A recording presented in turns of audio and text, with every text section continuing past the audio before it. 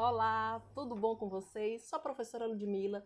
Vim deixar um recadinho a respeito de um tema que eu gosto muito de falar, além da odontologia. Né? Todo mundo sabe que há quase um ano, em abril de 2020, eu comecei a falar sobre a experiência do paciente e é algo que realmente me sinto muito confortável em conversar com vocês e passar um pouquinho de alguns pontos. A experiência do paciente, ela não se restringe apenas ao serviço de atendimento do consumidor, não se restringe apenas a implantar uma ouvidoria, não se restringe apenas a você colocar uma pesquisa de satisfação após o atendimento. Ela é muito mais que isso, significa mais que isso, certo? É interessante que se você esteja que se você despertou para o tema, eu recomendo que você tenha uma leitura prévia sobre qualidade total, gestão de qualidade total. Isso serve para o profissional liberal, autônomo, e eu acho também que deve ser, como muitos serviços públicos, agora, né, de um tempo para cá, estabeleceram metas para serem cumpridas, né? Então você tem um funcionário que se dedicou mais, então existem ferramentas de medição para que saber se aquele trabalho público, do serviço público, foi oferecido de uma forma eficaz, né? Para justamente garantir com que o usuário seja realmente consiga atingir o que foi solicitado, certo? Gestão de qualidade total. Vocês precisam ler sobre foco no cliente, sobre liderança, sobre melhoria contínua, sobre engajamento de pessoas, sobre tomada de decisão. Essa tomada de decisão, hoje nós conhecemos como medicina baseada em evidências, enfermagem, eu chamo isso também de enfermagem baseada em evidências, fisioterapia baseada em evidências, certo? Engloba essas áreas que vocês estão trabalhando, certo? E isso até eu também já andei falando nas minhas postagens. Basta procurar, então vocês encontram vários assuntos.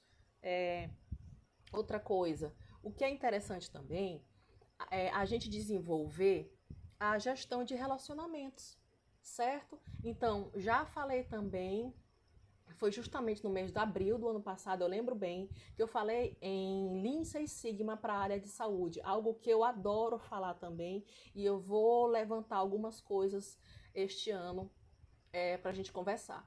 Mas gestão de relacionamento, gestão das emoções, gestão de pessoas, isso é muito importante.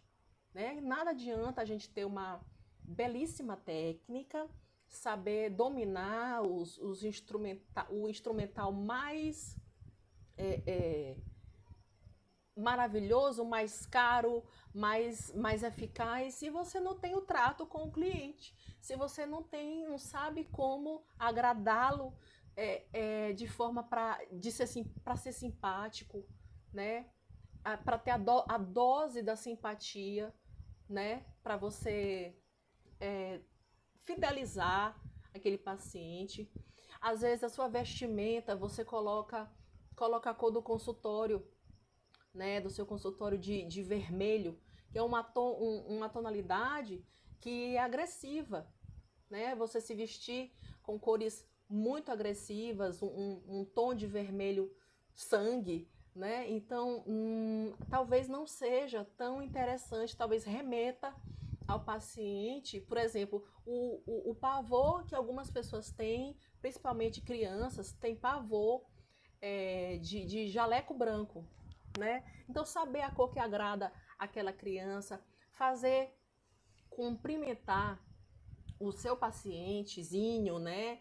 A criança com sabe aquelas musiquinhas que a gente fazia na escola, aquele adoleta, e aí vamos cumprimentar, fazer aquele joguinho da mão, quando ele chegar. Nossa, isso é muito legal. Isso faz com que ele tenha quando ele cresce, ele tem a memória afetiva de você. Ele vai se lembrar de você. Poxa, aquele dentista, aquele fisioterapeuta fazia uma musiquinha comigo e a gente tinha um cumprimento bem legal. Tentem isso.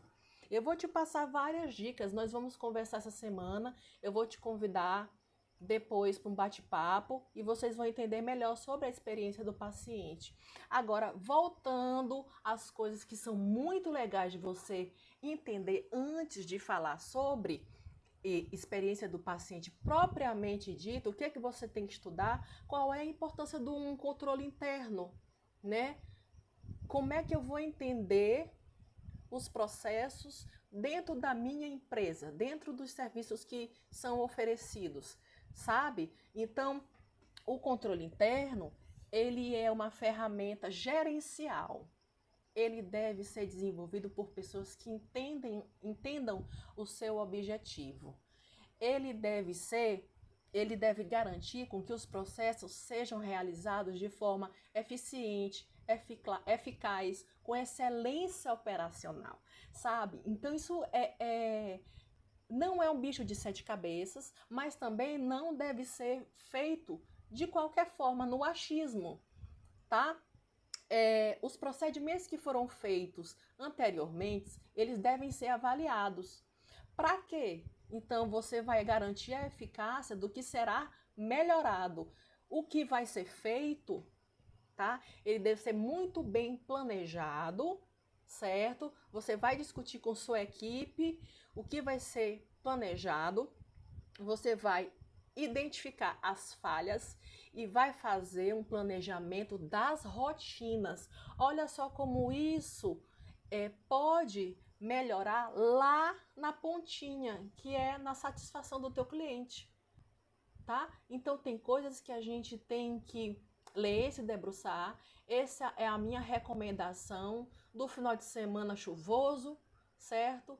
Curtam com a família, mantenham o distanciamento e apreciem sem moderação os estudos.